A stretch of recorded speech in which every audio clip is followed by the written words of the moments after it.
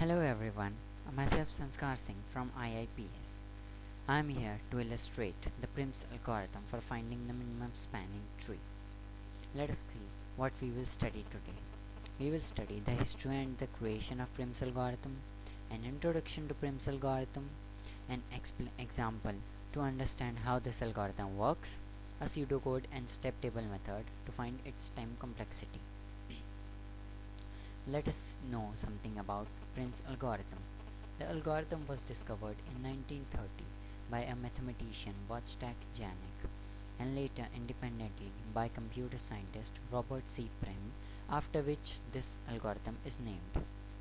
This algorithm continuously increases the size of a tree starting with a single vertex until it spans all the vertices.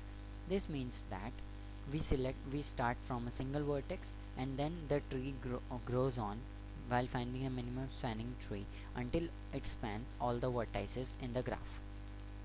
Prim's algorithm is faster on dense graphs, and Prim's algorithm runs on in the O n cross n, that is n square time complexity. Since n square is very large, therefore this running time can be reduced by using a simple binary heap data structure and an adjacency list representation. Now let us come to the introduction of Prim's algorithm. Prim's algorithm is a greedy algorithm that finds a minimum spanning tree for a connected, weighted, undirected graph. A question would be arising in your mind that what is a connected, weighted and undirected graph. So let me answer your questions. A connected graph is a graph in which there is a graph where there is a path between each pair of vertices. A weighted graph means that every edge between every pair of vertices is assigned a particular weight. A undirected graph means that between pair of vertices there is no particular direction. We can traverse it by any direction. This is a connected, weighted and undirected graph. Now let us learn something more about Prim's algorithm. Prim's algorithm is a quick way of finding the minimum spanning tree, or also called a minimum connected tree. This algorithm is said to be greedy since it picks the immediate best option available without taking into account the long-term consequences of the choices that are made.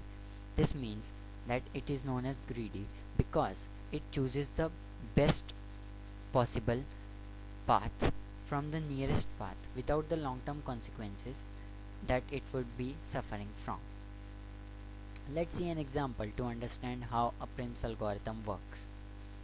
This is a connected, weighted, undirected graph. We will take two data structures, open list and closed list. Open list will contain the starting vertex and the vertex which we are traversing, and closed list will contain our minimum spanning tree. Now let us start from the list D vertex, this one. So now from D we can see that there are path edges existing from D to A, D to B, D to E and D to F. So in the open list we put A, F, E and B, these four vertices. Now we will see that whichever edge has the minimum weight, that is we will see among 5, 9, 15 and 6. So we find that the edge D to A has the minimum weight of 5. So we add this edge in our spanning tree like this. D and A is added into the closed list. Now from D to A, from D and A each, we will traverse the directions. Now so F, E and B are left. Therefore we will see from this whichever edge is the minimum. So we find that the edge D to F has the minimum weight of 6. So we will add this edge into our spanning tree like this, D, A, F, and in the open list we only are left with B, E and G. Now and so on we will proceed from A to B, B to E, then E to C and then E to G. While you would be asking me a question that why we did not add E to F rather than E to G, because still the weight of E to F is less than E to G. This is because we did not add the edge e to f, because there would be a circuit formed if we add the edges e to f, and the circuit would be a, d, f, e and b, and in the minimum spanning tree we cannot make any circuit. Thus we added the edge e to g, and thus we found the minimum spanning tree, that is D, A, F, B, E and C. All the vertices are traversed, and this is the minimum spanning tree. Now let us come to the pseudocode and the time complexity of this algorithm. The time complexity would be calculated through the step table method. This is the algorithm. Prim's algorithm.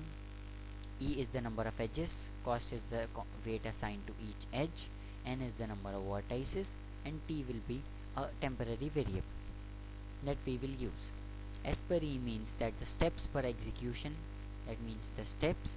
The frequency means the number of times that statement is executed, and the total number of steps means the total time taken by these steps. So all these lines will take one, will be executed once, and the frequency will be 1. Therefore 1 to 1 means 1. Now let us come to the line number 6, that is the for loop. This for loop is from I equals to 1 to n. Therefore the loop will run n plus 1 times.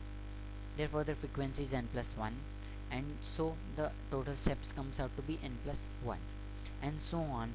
We calculate the step table of each, and thus we come across the total time complexity as 2 into n square into m square plus nm plus m plus 10n plus 7.